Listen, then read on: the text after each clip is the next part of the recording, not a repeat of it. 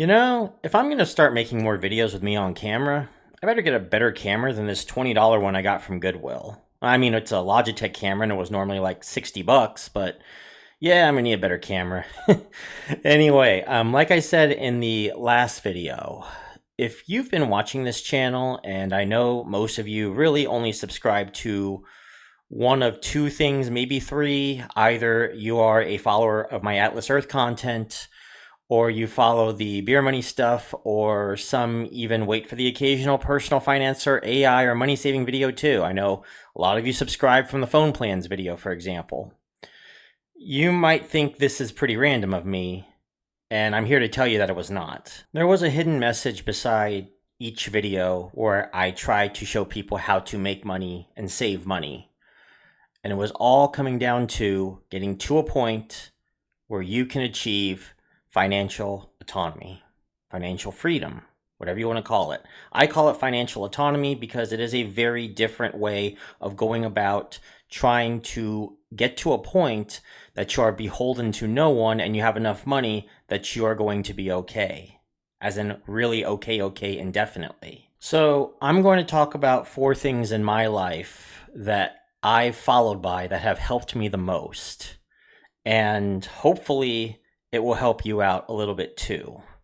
And a lot of this is financial, some of it not so much, but it works up to being financial is the best way that I can put it. So you've been seeing glimpses of this for years, but now I'm going to be clarifying it. So these are the 4 cornerstones of financial autonomy. I just coined it just now, huh? 4 cornerstones of financial autonomy that I personally abide by, and I think you should at least put that into consideration, This ain't financial advice. This is just about like what I personally do in my own financial journey. And if you like what you see here, you can just copy my notes. And yeah, I guess there's a subscribe button somewhere as well, huh? Over here? Right there. All right. So the first piece of advice I would give is play to your advantages. See, everyone has something. Family support. Family support is huge, by the way. Even without money, if you weren't born to rich parents, that doesn't matter that much, honestly. Just a house to go back to, just a place where you can get along with your parents and your parents can actually give you advice. And you guys are working together with like multi-income household, and that will ease burdens a little bit as well. Which, by the way, I'm jealous if you actually have a family that you get along with, as I mentioned before. A useful degree or trade. Back in the day, it was tech.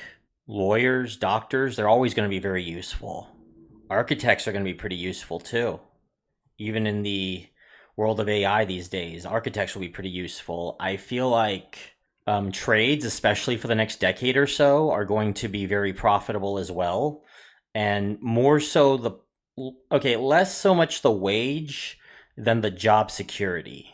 Like if you are in a trade right now, you're going to be set for a while, at least until robotics comes along and advances to that particular point. You are definitely AI proof at the moment. If you're a great salesman, people will always want sales. Always. People underestimate how much of a big deal it is to have social charisma. I feel like between charisma and intelligence, charisma wins every time.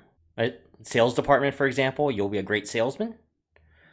If you're great with friends, they'll help you out get connections to get jobs, even if you're not necessarily qualified for it. Especially this day and age, it's always about who you know, not what you know. I know a lot of people say knowledge, you still need the knowledge to do it. And yes, you do need a baseline knowledge as well, but you can't get anywhere without that connection. That's why networking is such a huge thing now in the job market. I also do want to make one caveat to this, and that is if you feel like you're in an environment that is not safe for you, like just an area or location that's not favorable to you financially or security-wise, not just job security, like physical security, mental security, do consider like finding somewhere else, another city, another state, another country, find a job opportunity out there. And maybe you might find a place that's better suited to your talents. Just an example here. After years of struggling in the software engineering industry during the Great Recession, I left Las Vegas and I found a better opportunities elsewhere. And I consider leaving Las Vegas the best thing I ever did. Second best thing I ever did was marry my wife. And I say that these are the two best things I ever did because they were better for not just my financial security down the line. My wife and I are better than the sum of our parts. We always talk about that. But they were better for me physically. Like, my chronic illness has gotten significantly better since I left Las Vegas, and mentally. And I have been it's been slow and gradual, but I've been able to slowly and gradually get out of that treatment of like my trauma and stuff. So again, a little bit of a personal take on this one, but the advantage that I had there was the insight to know it was going to be better out there. And I realized it was going to be better out there. So if you feel like that you can't find anything, maybe the answer is going to a different environment. And that's something I feel like you could probably figure out too. I'm sure a lot of you as well probably have a therapist that you talk to about this, and maybe they might be saying the same thing. I don't know, but it's just something that worked for me. All right, number 2, systematically attack your fixed costs. So the goal here isn't just saving money, but you're going to use that money to pay off debts or make life easier for yourself and lower your monthly floor, which is the minimum that you need to survive. And every dollar cut from that floor is leverage. So let me give you an example here, all right? Let's take a 35-year-old guy, single, living in a 1-bedroom apartment that costs about $1,600 a month. And he's been renting it since his 20s or something, I don't know. Or maybe he's been just renting back and forth, and it's about $1,600 a month right now for rent, which is with a non-budget of about $1,900. I'm just going to use $1,900 as the non-rent/mortgage budget here. He has a total budget of $3,500. Now, if we take the 4% rule, which means you're going to need about 25 years worth of your expenses in order to live off of it indefinitely, or about 300 months, 25 years, 300 months, you're going to need $1,050,000 invested in order to be financially free. And this is with a very, by the way, pretty slim $3,500 a month budget, because we're assuming at this point that he has the car paid off, he has other things paid off, he is probably, and he's in a low cost of living area as well. I mean, $3,500 a month is probably the rent for just some studio apartments in New York City and San Francisco right now. But yes, $1,050,000 invested to be financially free. Now, if you are a homeowner and you don't have any payment whatsoever at all and you have paid it off early, your budget is now $1,900 a month. And let's assume that you get a nice modest house with a value of about $300,000. They exist out here in low cost of living areas. Matter of fact, I think mine is roughly comparable to that, actually. Anyway, with $1,900 a month budget with no mortgage, you're going to need, with 300 months, $570,000 invested to be financially free. Plus, the house itself is sitting there for an additional $300,000 for your net worth, and your net worth total is $870,000.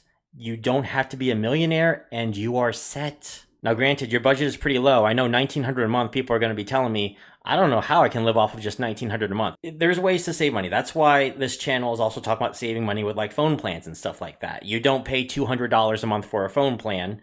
There are options there where you can pay $20, $30 a month, or for a whole family, less than $100 a month. An example for my own house too. I bought this house here at a high rate, I'd say like 7.5%, something like that. And I recasted it to drop the minimum payment. And then I refinanced again after I paid extra on top of the minimum payment for years when rates dropped. And with that, I managed to get a payment that started at $21.20 a month. And I brought it down to a minimum payment after the refinance of $1,100 a month. And by the way, I plan to have it paid off in roughly about 5 years from the purchase, maybe like 5.5. And once that happens, If I showed you my budget at that point, 1,900 a month is actually pretty expensive compared to what we were planning, especially when we have the solar panels installed as well. That's going to help us on our power bill. Rent. So yeah, don't rent. Own when you can, even if it's like a condo or something. Pay off the car. Attack utilities where possible. So, for example, solar panels. Maybe some of you might not want water, sewer, or something. You need to install a private well and go off grid. There's some off grid options. There's plenty of YouTube channels talking about going off grid as well. Maybe if you have security and you're paying equipment over a no month payment plan, like I do with the security that we have here, probably pay that off and lower your costs there too. The entire idea is to lower the amount that you need to survive, because when you do that, it makes your job of saving and investing that much easier. Okay, third, diversify your income streams. So, one income stream is a single point of failure. If you have a job loss, if you get laid off, health issue, industry shift, then you're starting from ground zero again. Now, this doesn't have to be a grind, and it does not have to be big income streams. It can be, small passive ones. That's why I talk about Atlas Earth on this channel. That is about the closest you're going to get to passive income this day and age, I feel like. That's actually reliable and not something that, semi-reliable, I should say. It can be small, beer money apps as well. The goal right now isn't to make a ton more money. It's just to reduce dependency. And this ties back to, by the way, using your advantages. Number one, they will usually point toward where that second stream will come from. Going back to this channel, as I said, the best thing I ever did was leave Vegas. Second best thing I ever did was marry my wife. And the third best thing I ever did was make this YouTube channel. And I think part of that was because I got lucky finding Atlas Earth early. I made frequent videos on a topic that nobody else was doing, and I didn't realize that, actually, this was actually the pathway to growing on YouTube, the best pathway, actually. Just be consistent, and I made daily videos back then, daily vlog videos on my progress in Atlas Earth and other beer money apps. But YouTube has a high barrier, and that's probably not for everyone. That's why there's other options like the beer money stuff. Like if you do surveys, if you like to do surveys, there's also that. If you have a talent, use it. Go on Fiverr. Especially if you're in graphic design. You know how many people still pay for graphic design? Like, do you know how hostile people are to AI graphics these days? Like, I have had to stop doing so many AI graphics on this channel and only do them in case of emergency because people are just so hostile to AI these days. And back to the philosophical stuff for number 4. Don't grind without purpose, and don't punish yourself. See, we had this thing called hustle culture, and this culture is just about the grind, constantly working all the time. And short term, it did work for me. It did, but you really can't do it more than maybe a couple months at a time without really starting to burn out. And if you keep pushing yourself, it will lead to serious mental and physical problems that it will actually backfire on you and will make it so that you end up even further behind than if you never tried to super grind your way out in the first place. So if you do the hustle culture stuff, I would say no more than 30 days, if that. And if you have a chronic illness like mine, or if you're immunocompromised, probably don't even do it at all. Stay consistent in working, but reward yourself, rest. This is a multi-year effort. You're not going to get this done in 2 months, or unless you win the Powerball or something. This is a multi-year effort. I'm talking a decade, probably even 2 decades, and you cannot just white knuckle that. I mean, I have a chronic illness almost directly as a result of this, and I'm aware, they say, stress is not a cause for Crohn's, but I will swear up and down to you that it did, in fact, it was the cause and held me back for a long time with a lot of things. It actually held me back for an entire year from doing anything. So yes, working too hard for too long with no real support structure, don't do that. Don't do that, all right? Take better care of yourself. And again, tying it back to number 1, having real support did matter a lot for me. So getting that support is probably another big help and might even allow you to do a little bit more grinding if you want. but it is not a long-term solution. All right. Do not push yourself that hard. Do not burn yourself out that hard. All right. This is how you build a fortress. And building a fortress is going to take time. As they say, Rome was not built in a day. Unless you win the Powerball or Mega Millions or some major lottery like that, you're probably not going to make it in time, within a month or something. Like I said, it's going to take you about 10, 15, 20 years, especially today with its cost of living crisis. This is defensive by design because at the start, unless you are very high income, you genuinely cannot afford to take on risk. And I will explain what I mean by that when I say that you, especially starting out, have no risk capacity. And yeah, I'll talk about, actually, why not? I'll talk about these next two videos. So the next video, we're going to talk about risk capacity, what that is, and also a little bit on budgeting as well. And then the video following that, and I'm talking about the personal finance videos that we're doing, not just Atlas Earth or beer money reviews, which I'm still working on. It's just a lot easier to make these videos. I'm actually a little bit surprised about that going on camera somehow makes videos easier than not showing my face. Then that next video is going to be on my little budgeting system that I built for my household. And again, not financial advice. It is just what I do personally. And if you like it, you are free to copy my notes. So everyone, that's the end of this video. Second video doing this on camera.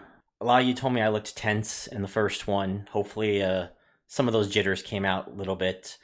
One of these days I'll probably talk about why I've hated to show my face on camera, like in full, like a full story or whatnot. If you like what you're seeing here and this not really a new direction, it's really just consolidating everything together, then please do give me a subscribe, like the video as well. If you want to see a couple more videos, you can check over here to my left and right, and I'm going to go make some dinner now. So with that, everyone, this is Pharaoh Silver signing off.